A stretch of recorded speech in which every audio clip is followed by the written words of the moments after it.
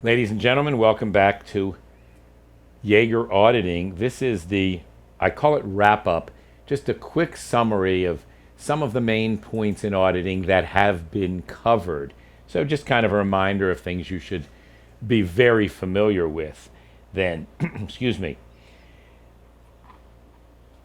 We'll start with just some basic points.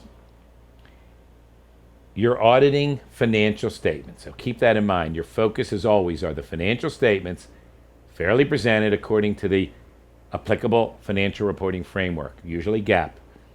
Could be a public entity, an issuer. It could be a non-public entity, a non-issuer. Okay, now, audit versus examination. If we're talking about historical financial statement or statements taken as a whole, it's either audit or review or compilation. Anything else which is part of a financial statement or future financial statements or anything that's non-financial comes under what we call the attestation standards. The attestation standards, the highest level is examination, then review, then agreed upon procedures.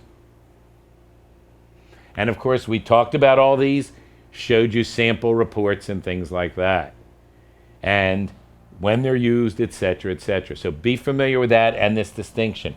The highest level of service for financial statements, historical financial statements, is audit. For anything else under the attestation standards, it's called examination. Okay, GAAP versus GAS. Generally accepted accounting principles is a type of applicable financial reporting framework. It's your structure for preparing financial statements. Generally accepted auditing standards is your structure for doing the audit.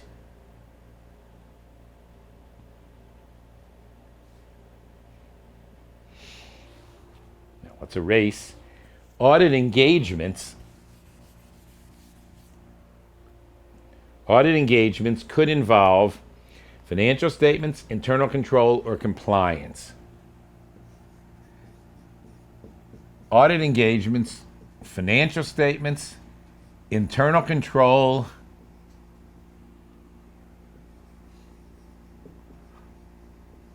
or compliance. Because in the book, they talk about audit and non-audit engagements. Non-audit engagements would be compilation, reviews, or anything under the attestation standards. So reviews, compilations, anything under the attestation standards.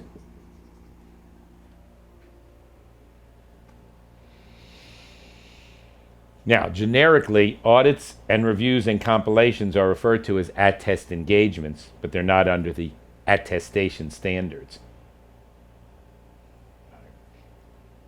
Okay, I'm going to erase this. Audit risk model.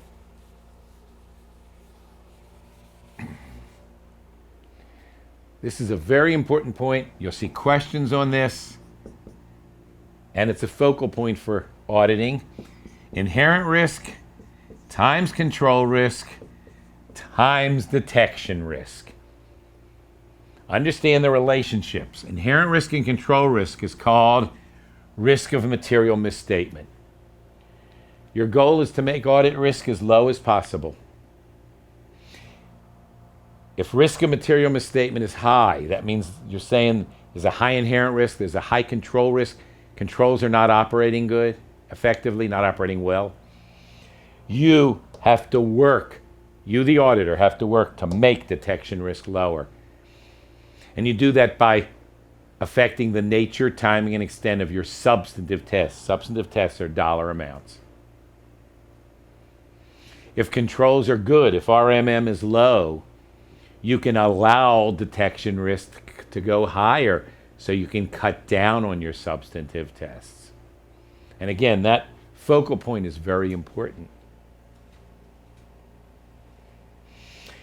Risk assessment procedures. In every audit, you must do some risk assessment procedures up front. And that involves basically understanding internal control and how it's designed. And that involves inquiries, observations, some analytics, which is a little beyond internal control, reperforming some work. Then the auditor decides on further audit procedures. Further audit procedures would be just do substantive tests or test controls and do substantive tests. When you test controls, you're testing the operating effectiveness. And if you conclude they're operating effectively, you can cut down on your substantive tests. If your risk assessment procedures lead you to a conclusion that the controls aren't good, don't waste your time testing controls. Just jump in and do a substantive audit. You've got to do some substantive tests. That's dollar amounts.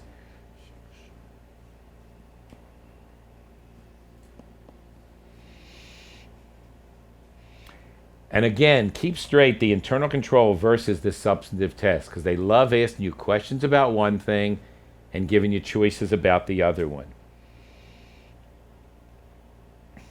And we're going to review that in a minute and then review evidence in a minute.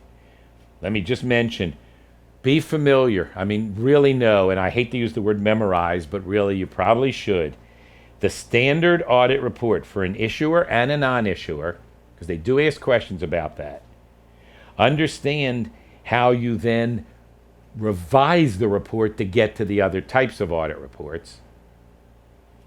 Memorize the standard review and the standard compilation reports.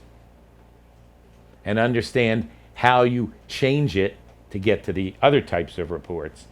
And understand, don't memorize other reports, but know the unique parts of other reports. What's unique?